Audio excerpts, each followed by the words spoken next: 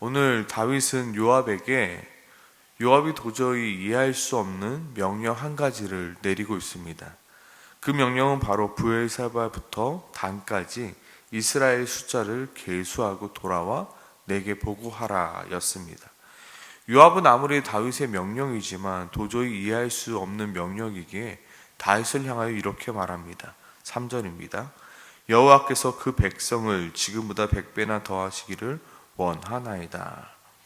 지금 요압이 무슨 말을 하고 있냐면요, 당신이 계수하라고 한 백성은 원래 당신의 백성이 아니라 하나님의 백성이었다라는 사실을 다윗에게 이야기하고 있는 것입니다. 오늘 단순히 한글 성경에 보면 그 백성이라고 나와 있습니다. 하지만 원래 원어 성경에 보면 그의 백성이라고 나와 있습니다. 여호와께서 그의 백성을 이라고 말하고 있는 거죠. 하나님께서 다윗에게 이스라엘 왕의 자리를 허락하심으로 하나님의 백성인 이스라엘을 다윗에게 맡기셨습니다. 그렇게 하나님께서 맡기셨기 때문에 다윗이 이제 이 백성이 당신의 백성이 된 것입니다. 하나님의 백성인데 하나님이 당신에게 맡기신 것입니다 라고 말하고 있습니다. 그런데 왜 당신은 오히려 하나님께 범죄함으로 하나님께 큰 잘못을 저지르려 하십니까? 라고 이야기하고 있습니다. 사실 다윗이 이스라엘을 계수하려는 데는 여러 가지의 이유가 있었습니다. 첫 번째 이유는 이스라엘을 계수함으로 다윗이 이스라엘 왕이라는 것을, 그 사실을 더욱더 견고히 하고자 하였습니다. 사실 다윗은 이스라엘의 전체 왕이었지만 다른 지파에서 다윗을 이스라엘 왕으로 인정하지 않으려는 움직임들이 보이기 시작했습니다. 그리하여 이스라엘 숫자를 계수함과 동시에 다윗은 자신이 이스라엘의 전체 왕이라는 사실을 증명해 보이고 싶었던 것입니다. 이는 사울이 하나님을 두려워하지 않고 백성을 두려워함으로 하나님께서 사울을 버리셨던 죄와 같은 죄입니다. 물론 다윗은 하나님께서 자신을 이스라엘 왕으로 세우신 것을 알고 있었습니다. 그러나 오늘 본문 1절에 보니까 무엇이요? 바로 사탄이 그 다윗을 꿰어 넘어뜨린 것입니다. 그래서 그 믿음이 흔들려서 다윗은 자신의 힘과 권력을 한 번 더 증명해 보이고자 인구조사라는 방법을 사용하고 있는 것입니다. 또한 두 번째 이유는 계속되는 전쟁 속에서 하나님을 의지하기보다 누구를 의지합니까? 자신의 실력과 자신의 능력과 자신의 군사의 힘을 의지하고 싶었기 때문입니다. 이 또한도 사탄이 다윗에게 불안감을 주었기에 다윗은 자신의 군대가 어느 정도인지 확인하고자 인구조사를 실시하고 있는 것입니다. 어떤 이유가 됐던 다윗이 지금 인구조사를 하는 것은 하나님 보시기에 악한 행동이었습니다. 그리고 다윗이 이러한 행동을 했던 이유는 무엇입니까? 여러 이유가 있었지만 가장 중요한 이유는 사탄이 지금 다윗을 유혹하고 있기 때문에, 지금 다윗의 눈과 귀를 막고 그 마음을 어둡게 하여 다윗을 잘못하게 하고 있기 때문입니다. 그럼에도 다윗은 자신의 범죄함에 그 어떠한 변명도 할 수 없습니다. 결국 요압은 다윗의 명령이었기에 마지못해 이스라엘의 인구조사를 시작합니다. 5절입니다. 요압이 백성의 수요를 다윗에게 보고하니 이스라엘 중에 칼을 뺄 만한 자가 110만 명이요 유다 중에 칼을 뺄 만한 자가 47만 명이라. 그러나 6절에 보니까요, 요압이 왕의 명령을 마땅치 않게 여겨 레위와 베냐민 사람은 계수하지 아니하였더라. 요압은 분명히 알았습니다. 그것은 범죄하는 거라고, 하나님이 싫어하시는 거라고. 그래서 최대한 다윗의 명령을 거부하고자 지금 레위와 베냐민 사람을 계수하지 않은 채 보고하고 있는 것입니다. 그런데 마침 하나님께서 다윗의 이 일을 악하게 여기사 이스라엘을 치셨고, 그제서야 다윗이 내가 하나님께 범죄하였구나라는 사실을 인지하게 된 것입니다. 아마 그동안 사탄이 다윗의 마음을 어둡게 하여 자신이 지금 하나님 앞에서 무슨 죄를 짓고 있는지도 알지 못하였던 것 같습니다. 하지만 지금 다윗은 하나님의 진노하심으로 비로소 자신이 하나님 앞에 어떠한 범죄를 저지르고 있는지 깨닫게 된 것입니다. 그리고 그제서야 다윗은 하나님 앞에 회개하며 나아갑니다. 8절이죠. 다윗이 하나님께 아뢰되 내가 이 일을 행함으로 큰 죄를 범하였나이다. 이제 간구하옵나오니 주의 종의 죄를 용서하여 주옵소서. 내가 심히 미련하게 행하였나이다. 그럼에도 불구하고 하나님께서 성경책 갓을 통하여 하나님의 징계하심에 대해서 이야기하고 있습니다. 10절입니다. 가서 다윗에게 말하여 이르기를 여호와의 말씀이 내가 내게 세 가지를 내어 놓으리니 그 중에 하나를 내가 택하라. 내가 그것을 내게 행하리라 하셨다 하라. 오늘 여기서 잠시 살펴본 것은 그 중에 하나를 내가 택하라 라고 말씀하고 있는 이 말씀은 내가 보기 세 개를 줄 테니까 너가 그 중에 가장 좋은 것 하나 택하라 라는 말씀이 아니라 내가 이 세 개 중에 아무거나 하나 너한테 줄 터이니 너는 마땅히 그것을 당하여라 말하고 있는 말씀입니다. 내가 이 셋 중에 하나를 너희에게 줄게. 근데 이것은 너가 마땅히 감당해야 될 거야. 왜? 너가 바로 하나님 앞에 범죄하였기 때문이다 라고 말하고 있는 본문입니다. 그렇게 하나님께서는 세 가지 재앙 중 마지막 재앙인 전염병을 허락하셨고 그 전염병으로 7만 명이나 되는 이스라엘 백성들이 죽게 되었습니다. 여기서 우리가 잠깐 살펴볼 것은 무엇이 있냐면 다윗이 범죄하였는데 왜 이스라엘 전체가 지금 죽게 되었는가? 다윗이 범죄하였는데 왜 이스라엘 백성들에게 전염병이 돌게 되었는가입니다. 이는 이스라엘 전체가 하나님 앞에서 범죄하였기 때문임을 오늘 성경 우리에게 말해주고 있습니다. 오늘 본문과 동일 본문인 사무엘하 24장 1절에 보면 오늘 똑같은 장면인데 이렇게 이야기하고 있습니다.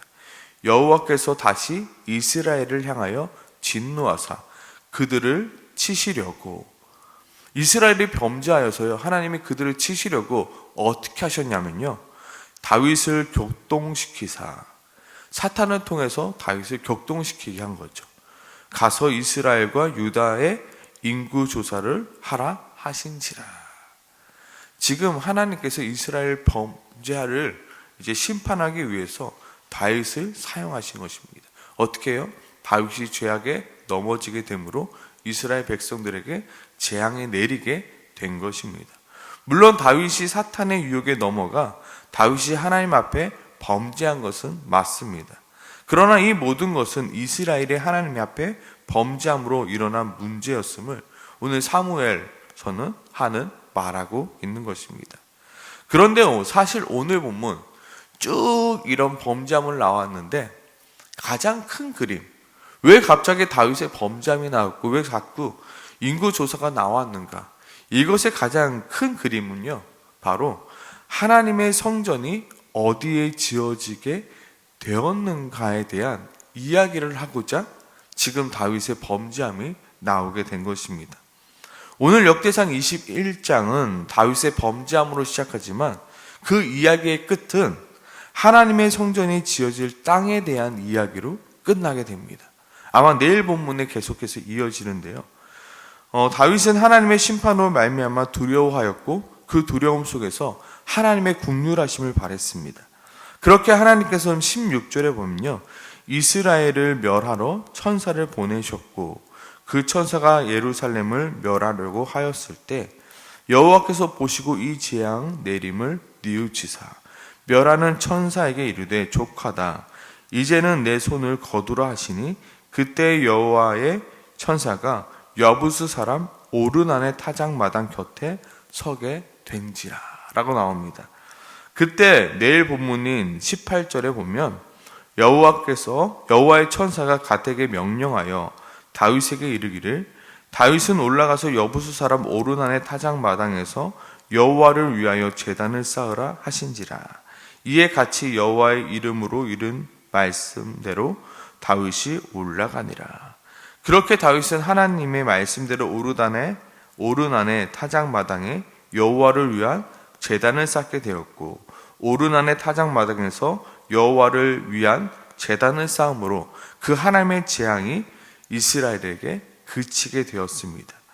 그리고 그렇게 그 오르난의 타작마당은 하나님의 긍휼하심을 상징하는 장소가 되었고, 이후 하나님의 성전이 지어질 터가 되었다라는 말입니다. 오늘 본문의 시작 어떻게 보면 다윗의 범죄함, 이스라엘의 범죄함, 그래서 하나님의 심판이 나옵니다. 그리고 그 심판의 끝에 하나님께서 긍휼히 여기심을 나오고, 그 긍휼히 여기셨던 그 장소가 바로 하나님의 성전이 지어질 터이다.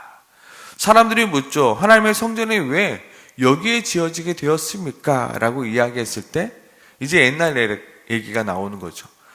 그때 다윗이 인구조사를 하게 되었어. 그런데 하나님께서 다윗의 인구조사한 것을 심히 노하사 이스라엘을 멸하려고 하셨지. 그런데 그때 하나님께서 긍휼의 장소를 보여주신 것이 바로 이 장소야. 성전을 보면서 이스라엘 백성들은 무엇을 생각합니까? 바로 하나님의 긍휼하심. 우리는 언제나 유혹에 빠져 넘어질 수 있습니다. 그리고 유혹에 빠져 하나님의 진노하심 가운데 놓일 때가 많습니다. 우리는 어리석어서요, 사탄이 우리를 유혹하면요, 우리는 우리가 어떤 죄를 짓는지도 모른 채 죄악을 저지를 때가 많이 있습니다. 지금도 나는 괜찮다, 나는 괜찮게 살아가고 있어라고 하지만 여전히 사탄의 꿰매에 넘어가 잘못된 하나님께서 보시기에 좋지 않은 죄들을 범할 때가 많이 있습니다. 그때마다 하나님께서는 우리에게 진노하시며 우리를 심판하십니다. 그때 비로소 내가 범죄하였구나, 내가 죄를 지었구나를 깨닫게 되고 다시 한번 하나님의 긍휼하심을 구하게 됩니다. 그때 우리가 하나님의 긍휼하심을 바랄 수 있는 자리는 어딘가요? 이스라엘 백성들이 그 긍휼을 바랬던 자리는 하나님의 성전이었습니다. 바로 이 자리가 하나님의 긍휼하심이 있는 자리였구나. 내가 비록 범죄하였고 하나님께서 나를 벌하셨지만 이곳에서 내가 제사를 드림으로 하나님의 긍휼하심이 하나님의 심판이 그치게 되는 곳이구나. 바로 이것이 하나님의 긍휼의 자리구나 라고 성전에 나와 제사를 드릴 수 있었던 것입니다. 그전까지 하나님의 언약궤가 다윗성에 있었지만 제사는 다른 곳에서 짓게 되었습니다. 하지만 하나님의 성전이 지어짐으로 이제는 예루살렘에서 하나님께 제사를 드릴 수 있게 된 거죠. 우리가 그러면 이 긍휼의 자리는 어디인가? 우리가 하나님의 긍휼을 바라며 우리가 긍휼의 자리로 나아갈 곳은 어디인가? 그것은 바로 십자가 아래입니다. 우리는 여전히 범죄하고 우리는 여전히 넘어지고 우리는 여전히 하나님의 심판 가운데 있지만, 그럼에도 불구하고 우리가 하나님의 긍휼하심을 바랄 수 있는 자리는 바로 십자가의 자리라는 것입니다. 우리가 의지할 것은 무엇입니까? 바로 하나님의 긍휼하심입니다. 이 십자가가 우리에게 주어진 것은 우리가 무언가를 잘하였기 때문에, 우리의 능력이 대단하기 때문에 우리에게 십자가가 주어진 것이 아니라 하나님이 우리를 불쌍히 여기사로 주어지게 된 것입니다. 하나님께서 이스라엘의 그 고통을 보셨고, 하나님께서 이스라엘의 그 고통 소리를 듣고 마음이 아파서 그들을 불쌍히 여기심으로 그의 마음을 돌리신 것입니다. 그래서 이스라엘에게 그리고 우리들에게 그 심판을 멈춰 주신 것입니다. 우리는 하나님의 긍휼하심만을 바라며 살아가는 자들입니다. 오늘 우리에게 하나님의 긍휼하심을 가장 잘 볼 수 있는 것이 바로 예수 그리스도 십자가라는 것. 우리가 그 십자가 앞에 머무르고 또 붙들어야 되는 것. 우리가 자랑할 것은 무엇입니까? 많은 사람들이 신앙생활하면서 내가 자랑해야 될 것을 잊어버리고 살아갑니다. 나는 이렇게 신앙생활했어. 나는 이렇게 착하게 했어. 나는 이렇게 열심으로 했어. 아니요, 우리가 자랑할 것은 예수 그리스도 십자가밖에 없다는 것. 하나님의 긍휼하심 때문에 내가 이 자리에 올 수 있었다는 것. 아무리 다윗이라고 해도 그 사탄의 깸에 넘어가 하나님의 심판의 자리에 설 수밖에 없었습니다. 우리가 자랑할 것은 십자가밖에 없습니다. 우리 이 새벽에 하나님, 내가 오늘도 하나님의 긍휼하심을 바라봅니다. 하나님, 나를 불쌍히 여겨주시옵소서. 하나님의 불쌍히 여겨주시는 그 자리인 십자가의 자리에 내가 나아갈 수 있게 도와주시옵소서. 나의 신앙에서 자랑할 것은 오직 십자가밖에 없습니다. 예수 그리스도의 그 십자가를 내가 붙들며 예수 그리스도의 그 십자가를 내가 바라보며 살아갈 수 있는 자.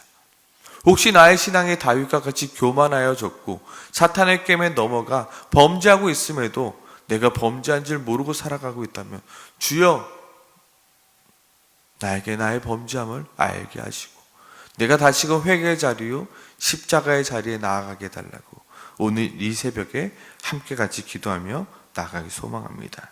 기도하겠습니다.